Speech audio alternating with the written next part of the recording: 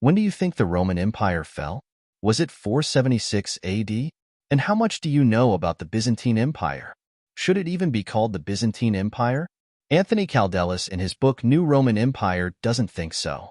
As he says, it's not a name it ever applied to itself, and was only created by Western historians after its capital Constantinople had finally fallen to the Turks in 1453. It was always known to its inhabitants simply as the land of the Romans, or Romania, and its emperors were the direct continuation of a line going back to Augustus. More than that, following Caracalla's extension of Roman citizenship to all free inhabitants of the empire in 212, Kaldellis believes that the Roman Empire transformed into a nation, and its people lost their primary identities as provincial subjects and took on a common identity as Romans. To him, just because the western provinces fell away from the empire over the course of the 5th century doesn't mean the Eastern Romans lost any legitimate claim to be a fully Roman polity, with Constantinople christened as the New Rome by Constantine as its capital. With that perspective in mind, Kaldellis recounts the 1,000-year history of this new Roman Empire with great energy and an impressive ability to condense huge amounts of information without seeming like he's skimming over a Wikipedia articles. One reason many people may hesitate to read too deeply into Byzantine history may be the dread of the often bewildering series of religious controversies that rocked the empire over the centuries. And yes, Arianism, Monophysitism, Monothelitism, Miaphysitism, Eutychianism, Nestorianism, and the Three Chapters controversy make their appearances, but Kaldellis does a good job of explaining the basics of what was being argued, as far as we can tell given the biases of the sources, and often channels the frustration of the reader by arguing many of the bishops who drove these controversies were unreasonable cranks.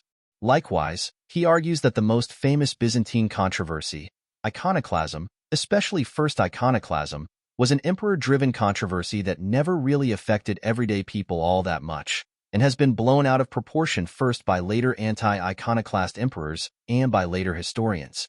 Similarly, the Great Schism of 1054 between the Latin and Eastern Orthodox churches gets almost no attention, because in Kaldellis' view the churches had been de facto split for centuries already, owing to the unreasonable pretensions of the papacy to be the head of the church, rather than one patriarch among several, with no power to set new doctrine without an ecumenical council of the whole church, which was the orthodox position.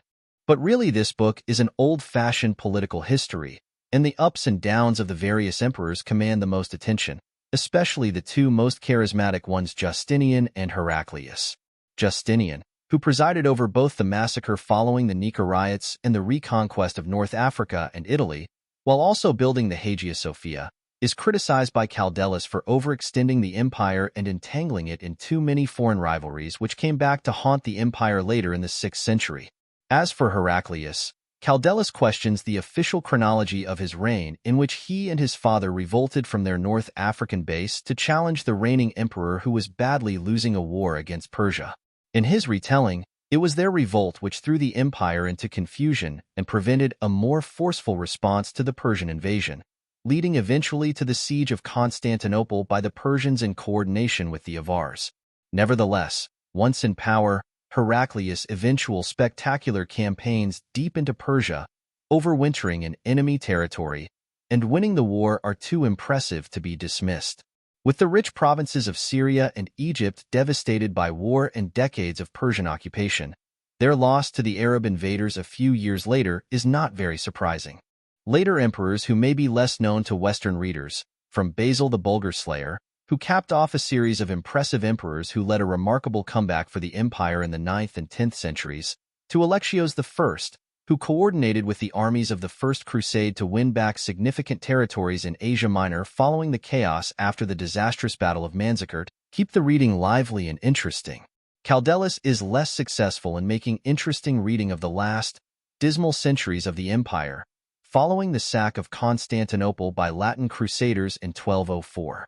Whatever you think of empires and emperors, the desperate tours of the Western kingdoms by the last emperors, begging for aid from admiring but unhelpful kings and popes, make for pitiful reading. More fun are the oddities of the empire during the good times. Constantine V introduced the organ to the West when he presented one as a gift to the Frankish king Pippin. Not yet a religious instrument, It was used in court ceremonial and at the games in the hippodrome. Other emperors used mechanical birds, lions, and even a floating throne to impress ambassadors. Beauty pageants were held to choose new brides for emperors, and many a rival had his nose slit or eyes poked out to prevent his taking the throne. The Empress Irene even blinded her own son so she could maintain her own rule.